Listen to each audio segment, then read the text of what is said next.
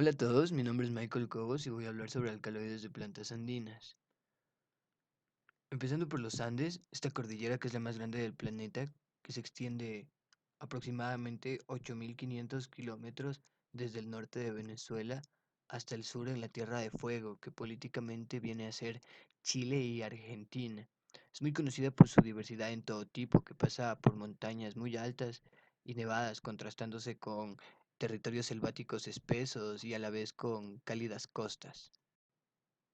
Como pudieron leer en el título, me voy a enfocar en dos grandes grupos de compuestos de interés bioquímico farmacéutico.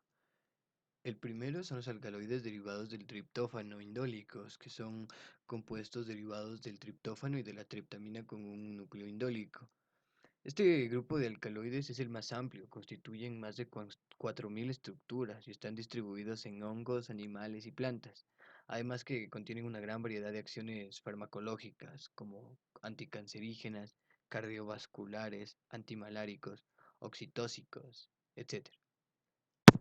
Existen algunos tipos de alcaloides derivados del triptófano, como por ejemplo los derivados simples como la dimetiltriptamina o la bufoteína.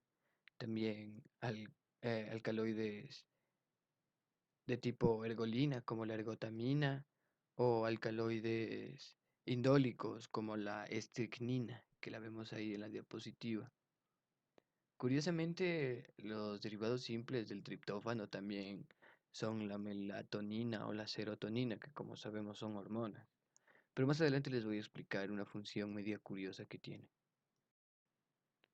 Es un poco triste darse cuenta que la cultura reemplaza los sentimientos auténticos por palabras. En mi exposición van a oír mucho la palabra psicodélico o enteógeno, que muchos van a asociar con alucinaciones y estados letargados, como estar ebrio, lo cual es una idea completamente equivocada, ya que estas sustancias tienen que ver mucho con la percepción. No es necesariamente ver cosas que no están ahí, sino que ves esas cosas que siempre han estado ahí, pero en una multitud de nuevas formas, ya que patrones nuevos emergen del todo. Pero lamentablemente, como les digo, estamos encerrados dentro de esta cáscara lingüística de percepción empoderada, obviamente sin mencionar la colonización mental y los prejuicios que cada quien llevamos.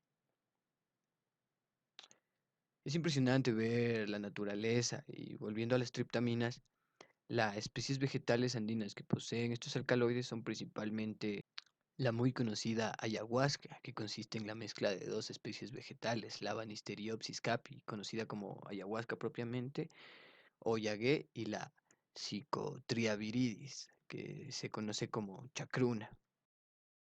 El alcaloide estelar de esta mezcla va a ser la dimetiltriptamina o DMT por sus siglas, la misma que actúa por inhibición de una enzima llamada monoaminoxidasa.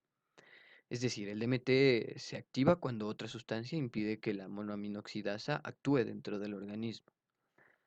Así es que gracias a la cosmovivencia de nuestros ancestros indígenas les ha permitido descubrir, ¿no?, las propiedades de estas dos especies vegetales que les acababa de mencionar. La chacruna viene a proporcionar esa concentración alta de DMT, mientras que la ayahuasca o yagué viene a inhibir estas monoaminoxidasas. Como dije hace un rato, las acciones terapéuticas de las triptaminas son variadas. Las que están probadas son ya el tratamiento para, para adicciones o para enfermedades neurodegenerativas, ya que el uso terapéutico de la ayahuasca estimula las neuronas piramidales dependientes del glutamato ubicadas en la capa 5 de la corteza prefrontal, ubicadas en el aprendizaje, memoria y control del estrés. Además, el uso de la ayahuasca viene siendo probado en la ansiedad y la depresión, y no solo de la ayahuasca, sino de los psicodélicos en general, ya que pueden modular correctivamente el sistema de circuitos prefrontal límbico, que está implicado en la patofisiología de los desórdenes afectivos y del humor, como la ansiedad y la depresión.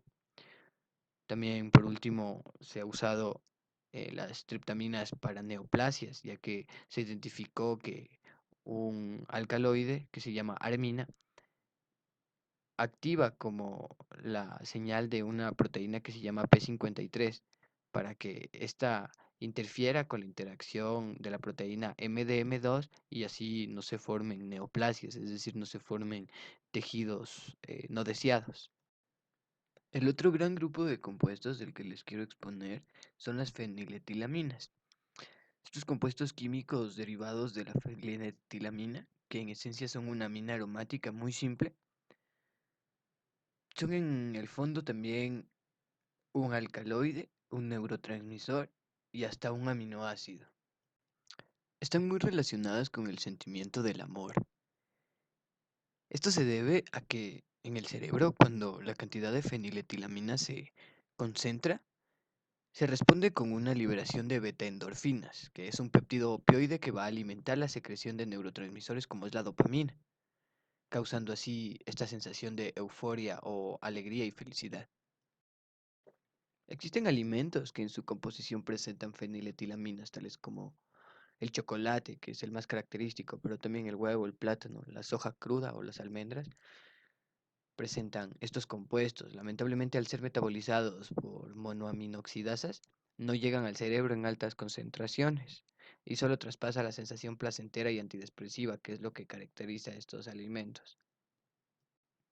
La siguiente y última especie vegetal de la que voy a hablar es sobre el Echinopsis pachanoi, también conocido como San Pedro, el cual presenta en su estructura la feniletilamina sustituida conocida como mescalina, la cual presenta tres radicales intercambiados por un grupo metoxi, lo cual estructuralmente la hace relacionarse más con los neurotransmisores de dopamina y no con los de serotonina como veíamos en antes con con las triptaminas.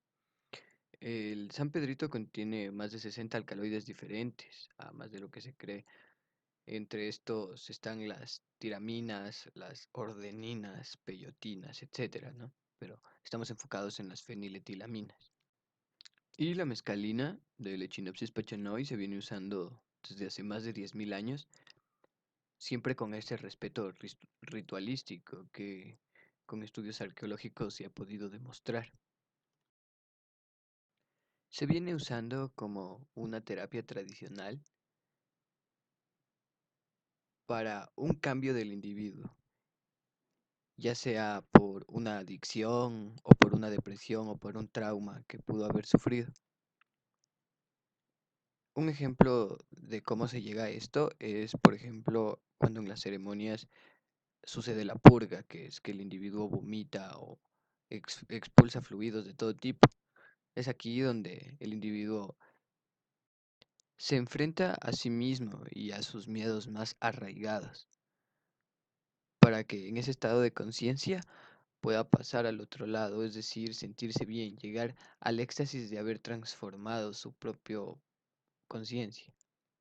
Y ya por último les quiero hablar sobre uno de los más grandes psiconautas existentes, un farmacólogo que admiro mucho, que descubrió cerca de 200 psicodélicos, que tuvo cerca de 10.000 experiencias psicodélicas y además escribió en dos libros cómo fabricar 234 feniletilaminas, que tienen la capacidad de producir todo efecto sobre la mente, desde un cambio en el estado de ánimo hasta experiencias más allá de nuestra concepción del tiempo y el espacio. Les hablo sobre Alexander Shulgin y aquí en algún lado les voy a dejar la información sobre sus dos libros y sobre si les interesa leer un poco más sobre la vida de este gran personaje.